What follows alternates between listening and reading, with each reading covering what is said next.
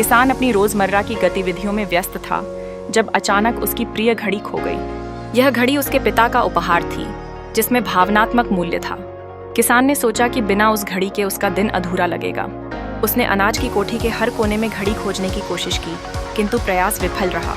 हर चक्कर के बाद उसकी निराशा बढ़ती गई। जब किसान ने सभी प्रयास किए, तब उसने कोठी के बाहर कुछ बच्चों को खेलते देखा। उसे एक विचार आया। उसने बच्चों को पास बुलाया और उनसे अपनी खोई हुई घड़ी की खोज करने को कहा। उसकी आंखों में असहायता की झलक थी, किंतु बच्चों को उसने एक प्रोत्साहन भी दिया। जो बच्चा घड़ी ढूंढ निकालेगा, उसे इनाम मिलेगा। बच्चों के लिए यह एक चुनौती थी और इनाम के लालच में वे तुरंत सहमत हो गए। बच्चे कोठी के भीतर गए और पूरे उत्साह के साथ घड़ी की तलाश करने लगे।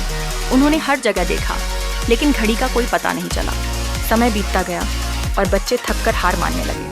किसानों की उम्मीदें भी तेजी से टूट रही थीं। सभी बच्चे निराश होकर जाने लगे, लेकिन तभी एक बच्चा वापस आया। उसने कहा कि वह फिर से कोशिश करना चाहता है। किसान ने उसका उत्साह देखकर खुशी से मंजूर किया। वह बच्चा कोठी में गया और कुछ क्षणों के बाद बाहर आया। उसके हाथ में किसान की घड़ी थी। किसान ने उसे देखा और उसकी खुशी का ठिकाना न रहा। उसने बच्चे से पूछा कि उसने ऐसी जगह में घड़ी कैसे ढूंढ ली जहां सभी नाकामयाब हो गए थे। बच्चे ने मुस्कुराते हुए कहा कि उसने कोठी में जाकर एक जगह खड़े होकर शांति से सुनने की कोशिश की। उसे घड़ी की टिक टिक की आवाज़ सुनाई दी और उसी दिशा में खोजने पर उसे घड़ी मिली। किसान ने उस बच्चे की बुद्धि और धैर्य की सराहना की और उसे इनाम देकर विदा किया। इस घटनाक्रम ने उसे एक महत्वपूर्ण सीख दी। शांति हमारे मन और मस्तिष्क को एकाग्र करती है।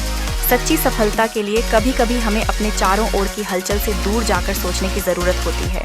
जब हम ध्यान केंद्रित करते हैं तो हम अपने लक्ष्य को आसानी से प्राप्त कर सकते हैं। किसान ने समझा कि शांत चित्त होकर ही हम जीवन में राह ढूंढ सकते हैं।